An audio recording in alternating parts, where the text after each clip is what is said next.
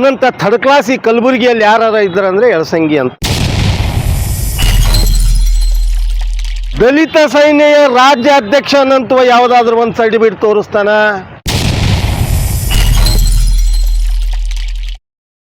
Cheater Hanamanta Yalasangi ಇವನಾದ್ರ gazette ಓದಿದಾನ? ಹೆಣ್ಣು ಮಕ್ಕಳ ಚೀಟರ್ ದುಡ್ಡನ್ನು ತಿಂದು ಬದುಕುವಂತ ಆಸೆ ನನಗಿಲ್ಲ.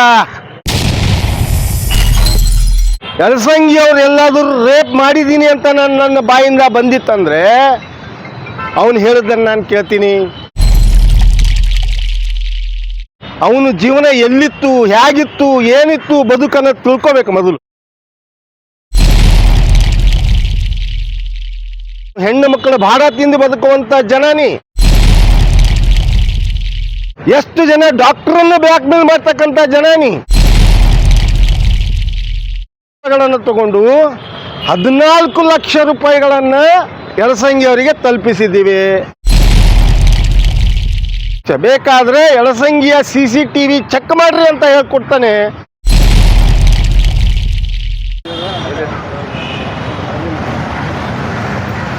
ಕಲಬುರಗಿ ನಗರದಲ್ಲಿ ಮೊನ್ನೆ 3 ಜನ ಹುಡುಗಿಯರ ಒಂದು ಪ್ರೆಸ್ ಮೀಟಿನಲ್ಲಿ ಆಗ್ತಕ್ಕಂಥ ಒಂದು ಕಂಪ್ಲೇಂಟ್ಗಳನ್ನು ಏನು ಆ ಬಾಂಬೆ ಹುಡುಗಿ ಸ್ಟೇಷನ್ ಬಜಾರ್ ಪೊಲೀಸ್ ಸ್ಟೇಷನ್ದಲ್ಲಿ ರಾಜು ಲೆಂಕಿ, ಪ್ರಭು ಸ್ವಾಮಿ, ಯಳಸಂಗಿ ಅವರ ವಿರುದ್ಧ ಏನು ದಾಖಲೆ ಮಾಡಿದ್ದಾರೆ. ಆ ದಾಖಲೆ ಆ ಹುಡುಗಿ, ಬಾಂಬೆ ಹುಡುಗಿ ಪೂಜಾ ಅನ್ನೋಂಥ ಹುಡುಗಿದ ಕಂಪ್ಲೇಂಟು. ಅದರಲ್ಲಿ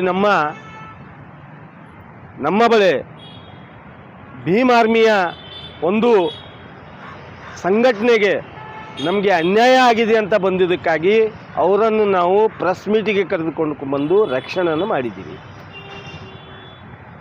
ಆ ನಿಟ್ಟಿನಲ್ಲಿ ಇವತ್ತಿನ ದಿವಸ ನಾನು ಭೀಮ್ ಆರ್ಮಿಯ ರಾಜ್ಯಾಧ್ಯಕ್ಷ SS ತಾವಡೆ ಅವರು ಹೇಳೋದೇನಂತಂದರೆ, ಸನ್ಮಾನ್ಯ ಶ್ರೀ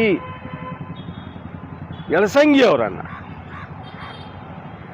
ಯಳಸಂಗಿಗೆ ನಾನು ಏನಿದ್ದೀನಿ ಅಂತ ಗೊತ್ತಿದ್ದೇನೋ ಇಲ್ಲೋ, ಅವನು ನನ್ನ ಬಗ್ಗೆದಾಗ ಇಷ್ಟೊಂದು ಚೀಪಾಗಿ ಮಾತಾಡ್ತಾನೆ.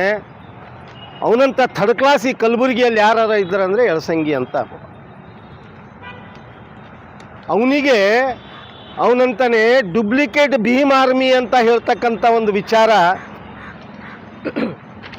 ಈ ವಿಚಾರದಲ್ಲಿ ದಿಲ್ಲಿಯಿಂದ ಭೀಮ್ ಆರ್ಮಿಯ ನನ್ನನ್ನು ರಾಜ್ಯ ಅಧ್ಯಕ್ಷನಂತೇಳಿ ಈ ಸರ್ಟಿಫಿಕೇಟನ್ನು ಕೊಟ್ಟು ನನ್ನನ್ನು ರಾಜ್ಯ ಅಧ್ಯಕ್ಷ ಮಾಡ್ತಕ್ಕಂಥ ಒಂದು ಸರ್ಟಿಫಿಕೇಟ್. ಹೀಗಿದ್ದಲ್ಲಿ ಹನುಮಂತ ಯಳಸಂಗಿ ದಲಿತ ಸೈನ್ಯ ರಾಜ್ಯ ಅಧ್ಯಕ್ಷ ಅನ್ನಂತವ ಯಾವುದಾದ್ರೂ ಒಂದು ಸರ್ಟಿಫಿಕೇಟ್ ತೋರಿಸ್ತಾನ? ಅವನ ಹತ್ರ ಏನಿದೆ?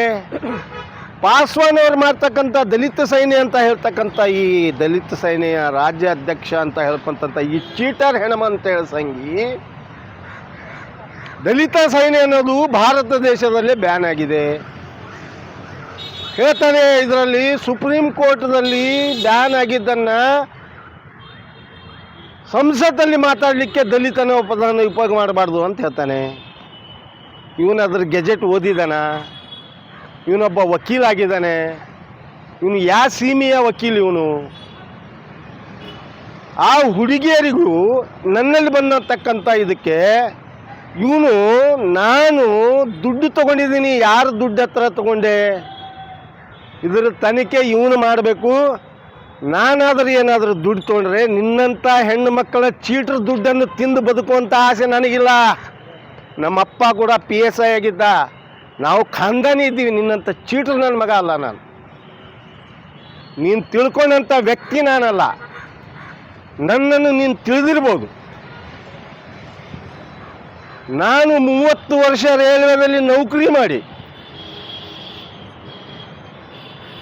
ಜನರ ಸೇವೆಯನ್ನು ಮಾಡಿ ರೈಲ್ವೆದಲ್ಲಿ ಕೂಡ SC ST ಯೂನಿಯನ್ನಿನ ಅಧ್ಯಕ್ಷನಾಗಿ ಆ ನೌಕರಿಯನ್ನು ಬಿಟ್ಟು ನಾನು ಕಲಬುರಗಿಗೆ ಬಂದಾಗ ನನ್ನ ಭೀಮ್ ಆರ್ಮಿಯ ದಿಲ್ಲಿಯಿಂದ ನನ್ನನ್ನೇನು ಆಯ್ಕೆ ಮಾಡಿಬಿಟ್ಟು ರಾಜ್ಯದ ಅಧ್ಯಕ್ಷರಾಗಿ ಮಾಡ್ತಾರೆ. ಇವನಿಗೇನಾದರೂ ಗೊತ್ತಿದೆಯಾ? ಇವನು ಇವನು ಹೇಳ್ತಾನೆ ರಾಜು ಕಪ್ನೂರವ್ರ ಜೊತೆ ನಾನು ಮಿಂಗಲ್ ಆಗಿದ್ದೀನಿ ಅಂತ. ಏನು ಕೇಸ್ ಇದೆ ಗೊತ್ತಿಲ್ಲ, ಅದು ಆಗಿರೋದು ಅವ್ರ ಲ್ಯಾಂಡ್ ಮಾಫಿಯಾದ ಯಾವುದೋ ಕೇಸ್ ಇರಬೇಕು. ಇವಂದು ಯಾರ ಜೊತೆ ಸೇರಿರ್ಬೋದು, ಅವ್ರು ಇನ್ನೊಬ್ಬರ ಜೊತೆ ಸೇರಿರ್ಬೋದು. ಆ ಕೇಸಿಗೂ ಈ ಕೇಸಿಗೂ ಒಪ್ಪಿಸೋದು ಇವನು ಯಾರು? ಈ ವಿಷಯದಲ್ಲಿ ಇವನು ಹೇಳ್ತಾನೆ SS ತಾವಡೆ ಅವರು ರೇಪ್ ಮಾಡಿದ್ದೀನಿ ಅಂತ ಅವನ ವಿಚಾರ ನಾನು ಮಾತಾಡಿಲ್ಲ. ಯಲಸಂಗಿ ಅವ್ರು ಎಲ್ಲಾದರೂ ರೇಪ್ ಮಾಡಿದ್ದೀನಿ ಅಂತ ನನ್ನ ಬಾಯಿಂದ ಬಂದಿತ್ತಂದರೆ ಅವನು ಹೇಳಿದ್ದನ್ನು ನಾನು ಕೇಳ್ತೀನಿ. ಇವನು ನಮ್ಮ ಮನೆಯಲ್ಲಿ ರೇಪ್ ಮಾಡಿದ್ವು, ರಾಜು ಕಪ್ನೂರವ್ರ ಮನೆಯಲ್ಲಿ ರೇಪ್ ಮಾಡಿದ್ವು, ಲಾರ್ಜಲ್ಲಿ ರೇಪ್ ಮಾಡಿದಂತೆ. ಇವನು ರೇಪ್ ಮಾಡಿರ್ಬೋದು, ಅದಕ್ಕಾಗಿ ಇವನೇನು ನೆನಪು ಬರುತ್ತೆ. ತನ್ನ ಜೀವನದ ಚರಿತ್ರೆನ ತಿಳ್ಕೊಂಡ್ರೆ ಅವನು ಈ ಕಲಬುರಗಿಯಲ್ಲಿ ಅವನು ಜೀವನ ಎಲ್ಲಿತ್ತು, ಹೇಗಿತ್ತು, ಏನಿತ್ತು ಬದುಕನ್ನು ತಿಳ್ಕೊಬೇಕು ಮೊದಲು. ಇನ್ನೊಬ್ಬರ ಜೀವನಕ್ಕೆ ಕೈ ಹಾಕೋಕ್ಕಿಂತ ಮುಂಚೆ ತಾನೇನು ಅಂತ ತಿಳ್ಕೊಂಡಾಗ ಮಾತ್ರ ಅವನ ಬದುಕು ಸುದ್ದಾಗತ್ತೆ. ಇವನೇನೇನು ಕೋಟ್ಯಾಧೀಶ? ಇನ್ನೊಬ್ಬರ ಬಗ್ಗೆ ಯೋಚನೆ ಮಾಡ್ತಕ್ಕಂಥ ನೀನೇನು ಹೆಣ್ಣು ಮಕ್ಕಳ ಭಾರ ತಿಂದು ಬದುಕುವಂಥ ಜನ ಎಷ್ಟು ಜನ ಡಾಕ್ಟ್ರನ್ನು ಬ್ಲ್ಯಾಕ್ ಮೇಲ್ ಮಾಡ್ತಕ್ಕಂಥ ಜನ ಎಷ್ಟು ಜನ ಅಟ್ರಾಸಿಟಿ ಹಾಕಿ ಬ್ಲ್ಯಾಕ್ ಮೇಲ್ ಮಾಡ್ಕೊಂಡು ತಿಂದಂಥ ಜನ ನಿನ್ನ ಜನರೇ ಅಂಬೇಡ್ಕರ್ ಸ್ಟ್ಯಾಚುಗೆ ಹೆಂಡಿ ಹುಡ್ತಕ್ಕಂಥ ನಮ್ಮ ಕಣ್ಣಾರೆ ಕಂಡುದು ಅದರದ್ದು ದುಡ್ಡನ್ನು ಲೋಚಿ ಮಾಡ್ತಕ್ಕಂಥ ಜನ ಇಂಥೊಬ್ಬ ಚೀಟರ್ ಯಲಸಂಗಿ ನಮ್ಮಂಥವ್ರ ಮೇಲೆ ಗೂಬೆ ಕೂಡಿಸ್ತಿ ಅಂದರೆ ನಾಚಿಕೆ ಬರಬೇಕು. ಇನ್ನೊಂದು ವಿಷಯ, ಈಗಾಗಲೇ ಆಲ್ರೆಡಿ FR ಆಗಿಬಿಟ್ಟು ರಾಜು ಲೆಂಗ್ಟಿ ಮೇಲೆ ಪ್ರಭುಸ್ವಾಮಿ ಅನ್ನೋನು ಫೇಸ್ಬುಕ್ಕಲ್ಲಿ ಬಿಡ್ತಾನೆ, ಬಾಂಬೆಯ ಹುಡುಗಿಯನ್ನು ಹನಿ ಟ್ರ್ಯಾಪ್ ಮಾಡಿದ್ದು.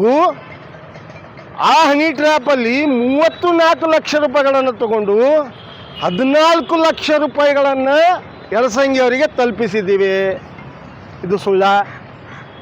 ಅಕ್ಯೂಟಿ A1 ಇರ್ತಕ್ಕಂಥ ಪ್ರಭು ಗೌಡ ಸ್ವಾಮಿ ಅವನೇ ಹೇಳ್ತಾನೆ, ರಾಜು ಲೆಂಗ್ಟಿ ನಾನು ಇಬ್ಬರು ಹೋಗಿ 14 ಲಕ್ಷ ಬೇಕಾದರೆ ಯಲಸಂಗಿಯ CCTV ಚೆಕ್ ಮಾಡ್ರಿ ಅಂತ ಹೇಳ್ಕೊಡ್ತಾನೆ. ಇದೊಂದು ತಪ್ಪ? ಇಷ್ಟೆಲ್ಲ ಇದ್ದರೂ ಕೂಡ ಪೊಲೀಸರು ಯಾಕೆ ಸುಮ್ಮನೆ ಕೂತ್ರಿ? ಏನು ಅವನು ಕೈ ಒಣ ಇದ್ದೀರಾ? ಅವನ ಕೈ ಚಳಕ ಮಾಡ್ತಾ ಇದ್ದೀರಾ? ಶಕೀಲ್ ಅಂಗಡಿಯವರಿಗೆ ಹೇಳಿದಾಗ ನನ್ನ ಕೈಯಲ್ಲಿ ಏನೂ ಇಲ್ಲ, DSP ಅವ್ರ ಕೈಯಲ್ಲಿದೆ, ಅವ್ರಿಗೆ ಹೇಳಿ ಅವನಿಗೆ ಅರೆಸ್ಟ್ ಮಾಡಿ ಅಂತ. FR ಆಗಿ 3 ದಿವಸ ಆಯಿತು, ಯಾಕೆ ಇನ್ನೂ ಅರೆಸ್ಟ್ ಮಾಡಲಿಲ್ಲ? ಒಬ್ಬ ಆರೋಪಿಯನ್ನು ಇನ್ನೊಬ್ಬರ ಬಗ್ಗೆ ಮಾತಾಡಲಿಕ್ಕೆ ಅವಕಾಶಗಳನ್ನು ಕೊಡ್ತಾ ಇದ್ದೀರಿ ನೀವು ಪೊಲೀಸರು. ಯಾಕೆ ಕಲಬುರಗಿಯಲ್ಲಿ ಪೊಲೀಸರಿಗೆ